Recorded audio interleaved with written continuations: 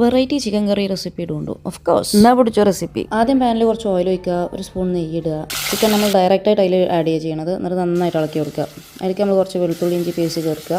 എന്നിട്ട് നമ്മൾ സവാള ഗിരിഗിരി ചേർത്ത് കൊടുക്കുക. വീണ്ടും കുറച്ച് ഉപ്പിട്ടിട്ട് ഇളക്കി കൊടുക്കുക.